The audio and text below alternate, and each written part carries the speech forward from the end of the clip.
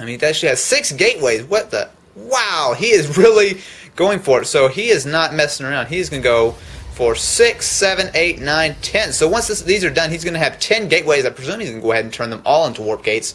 So wow, that is a lot. And I was wondering what he is. Had a pretty big bank. He still has quite a few minerals, but that is going to be a lot of firepower. He can go ahead and just create a huge army. What I'd like to see, though, is actually go ahead and get some more. See, the Stargate's actually been sitting for a while. I'd like to see some more Void Rays, maybe even some carriers. Are always a lot of fun to watch and entertaining. It really could help out his army right now. But looks like he's going to go for a really heavy Warp Gate build. And yes, they're all going to go ahead and be turning into Warp Gates. So that's going to be pretty interesting.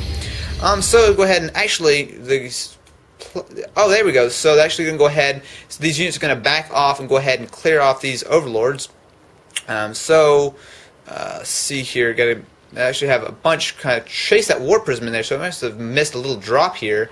Not so sure if it was able to do anything or not. I don't see really any damage. So looks like it was able to go ahead and chase that warp prism away, not really let it do any damage, and it's going to go ahead and grab this watchtower back. So again, both players are really being pretty consistent. They're keeping all of what's going on. They're not really trying anything crazy. There's been a few battles, but it's been pretty much even. Neither player really getting a really big advantage. So actually, this gold expansion, the rocks have been busted, but there we go. So he's going to go ahead and send another overlord over and try to spread some more creep. So if we go ahead and take a look here, let's see, what is our Protoss? Man, that is a lot of warp gates. So he's really going to be able to just pump a ton of units out, and he does have a really nice bank right now. So we can go ahead and, if he needs to, he can go ahead and get a lot of units on the way. So actually, there's still no warp prism. Actually, I don't even think there's a warp prism on the field right now. No, actually, he does not have all that many units. He has 9 Zealots, an Immortal, and a few Stalkers, which pretty much everything. He actually is going to try to push out. I don't think this is a good idea. The Zerg player has quite a few units, but actually they're not really here. So they can go ahead and try to move in, but actually he needs to go ahead and be careful here. They're just going to get slaughtered by all these units. They're not even doing anything. They're just running around. Oh, bad play by the Protoss player. Then go ahead and do it. Oh, and there comes the Zerg army. That should clean this up. No problem at all. So I'm not sure what the Protoss player was thinking there. He just ran his units in. They weren't even attacking. So they're going to try to get out of there, but these Speedlings can go ahead and really attack this Immortal. Not going to make it. These Stalkers are going to get out of there. So I'm not sure what the Protoss player was thinking there. He just sent his unit straight in, and he's able, this Zerg army, no problem to go ahead and take it out. So you can see here, there's a huge difference between the armies. It's only 2 Stalkers and 10 Zealots against a huge Zerg army right now. So I'm not so sure what's going on. Oh, we do have the Nidus Worm app on the field. But they were able to do it without taking any damage, so maybe that's what the Protoss player got a little distracted there. So be really careful with Nidus Worms. Are always really difficult to go ahead and spot, especially when you need. I'm going to watch for. Oh, here we go. Another Nidus Worm is actually complete, and they're going to go ahead and be dropping a bunch of Zerglings. Got to be really careful about this. And actually, oh, here it comes. So all kinds of Zerglings going to be coming at this Nidus Worm. Where are they going to go? You know, look around. They're going to be attacking a few probes. But, oh, and we have a bunch of units warping in. Oh, man, but these Zerglings, what are they going to do? Are they going to try to escape? No, they're actually going to come up here and do some more damage. You can go ahead and, oh, they can get a nice round. Oh, and they're going to go ahead and back up, get back in that Nidus Worm, and go ahead and get out of there and let that Nidus Worm go ahead and get taken out. So, a little bit of a harass over here, so we really got to be careful. There's Nidus Worms will be popping out pretty much anywhere. I like that play there. I don't think there's going to be any more Nidus Worms coming up here. He's got that nicely covered. So, go ahead. And we do have quite a few more forces here. Actually do have a bunch of them. He's going to go ahead and be clearing out these rocks right as the Protoss player just completes his own Nexus at the gold expansion. So this is turning out to be a really, really epic match. We actually have a bunch of High Templar on the way, so we might be seeing some Psy Storms, or who knows what we're going to see out of this Protoss player, but I'm just not so sure. This is a big Zerg army. I'm not actually sure why he's just kind of chilling out here.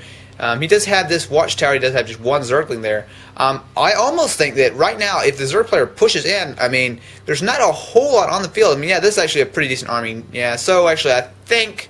Actually, the Protoss player is probably going to stay on the offensive here, but that is a nice Zerg army. I don't see... the Protoss player is going to have to really get some nice storms down on this to do a lot of damage. So actually, we go ahead and take a look here. Yes, he is going to go ahead and grab his own gold expansion. There's a lot going on the map. Got to really pay attention here. Actually warping in even more Stalkers. He's got a lot of High Templar. Actually, how many is that? Wow, that is a lot of High Templars. So he is really going to be able to, and of course Psystorm, yeah, he does have Psystorm for his units. So if he wants to, if he can really get some nice Psystorms down, he could go ahead and, I mean, Psystorms are always great. I love Psystorms. It's always really entertaining to watch. Never good to go up against, but this Zerg army is, man, it can pretty much get just decimated by, you know, quite a few Psystorms. But he's smart about it if he actually is able to go ahead, not let them get a lot of Psystorms down. I'm actually going to go ahead and be warping in a few more Stalkers. So he's really using that bank. He's already almost, yeah, there you go. So he's going to go ahead and move in, maybe not. I'm not so sure. But this is going to be a pretty big battle here.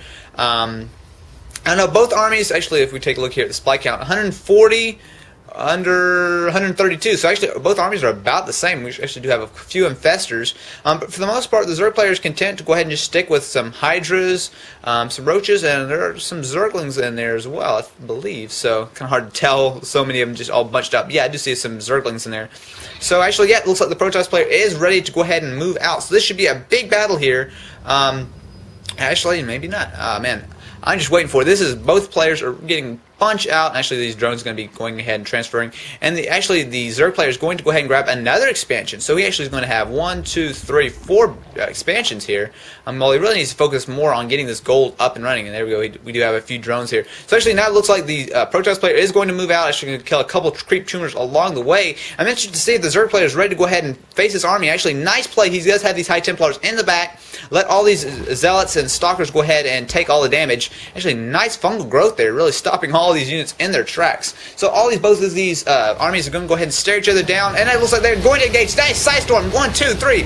Only problem is he really does not need to stack those Psystorms because they don't do any more damage than one Psystorm or anything. So if you stack them, they really kind of get negated. But actually, these infestors need to be careful. Another nice fungal growth, not enough to do a ton of damage. So these armies kind of dance around. They're not sure if they want to totally commit to a full-on assault. Actually, quite a few of the Protoss units have gotten beat up pretty badly, but he does have a lot of High Templar, and he's going to go ahead and move in. So the Zerg, this looks like the Zerg are going to try to get into a better position. There goes 1 Psystorm, 2 Psystorms, 3. Oh wow! Oh, look at all these Psystorms all over the Zerg player. Oh, and he's just getting torn apart here. They're going to try to get around, but even more Psystorm. Man, this is a huge. I've never seen this many Psystorms ever. Look at it. The Psystorms going all over the place, and oh man, the Zerg player doesn't stand a chance against all those Psystorms. Wow. That was nice play, really taking advantage of those High Templars. Just decimated that. Wow, that was just ridiculous. And now he's actually going to go ahead, move in here, and going ahead and probably no problem take out the natural expansion here. So, wow, that was some impressive play by the Protoss player. There's a lot of High Templar even going to drop a storm on these drones. They're going to go ahead and get out of there. So, actually, it looks really bad for the Zerg player now.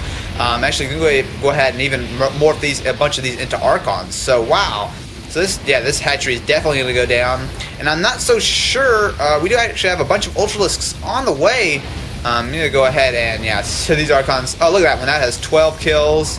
Let's see here. This one has 7 kills, 9 kills. So yeah, you can see all these Archons. And oh, here we have a couple Ultralisks, but they're going to go ahead and back out of there. That's a little bit too much to handle. So I'm curious if they're going to go ahead and storm the main, or maybe go ahead and pick off a couple of these expansions, or just sit here for a while. Oh man, but that was a nice play. I'm still getting over. That was a lot of storms here. So let's see. Actually, so he actually is going to go ahead and move out. Looks like he's going to go ahead and take down these expansions and kill a couple of overlords on the way. So let's see here. They're gonna actually. Hey, it looks like he is going to go ahead and head for the gold expansion. Yeah, he is going to go ahead and go. And this gold expansion is totally defenseless. There's 1 queen there, but that's not going to be nearly enough for all these Archons. And man, that is just. Oh, and the Ultralisks is going to just spawn at the worst time. Actually, he's got the whole Protoss army. He's barely going to be able to get out of there. So yeah, with all these Archons, he's going to make quick work of this. Expansion actually going to go ahead and take out. So actually, where is he going to head now?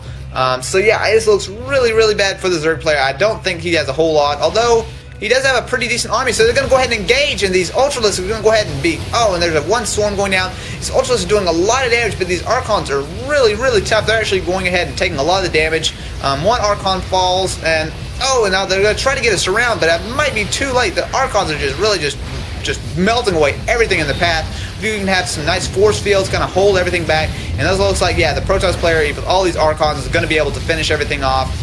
and 1 High Templar in there just for a few storms, and that looks like that might just be it. Yeah, there we go. So nice play. These Archons, look at these, 13 kills, 10 kills, 18 kills, 19 kills, 12 kills. Yeah, and there we go. So the Zerg player does call GG. So that was a really good match. So wow, I really think it all came down to when that epic battle went down. Right up here when all those Psy Storms, that was such nice play. The Psy Storms were everywhere. I mean, the entire screen, my entire screen was just filled with Psy Storms. He was able to melt that entire Zerg force away and did a really good job doing it. And then go ahead and even morphing them into Archons and just finish off the base. So not a whole lot the Zerg player could have done there. Although I will mention that he really did get this expansion, but pretty much the entire match he was behind in the income. So even though he went and obviously had to go ahead and get a pretty early expansion, he really never got a whole lot out of it. He was allowed the Protoss player to go ahead and get his own expansions and was able to really do a lot of damage and get just a ton of High Templar when he actually might have been able to push in. Instead, he kind of held back and let the Protoss player rebuild, move in with a lot of High Templar, and just flatten him. So anyway, that was a really good match, and if you enjoyed, feel free to subscribe. I will be having lots more StarCraft 2 commentaries coming very soon. Anyway, guys, thanks for watching.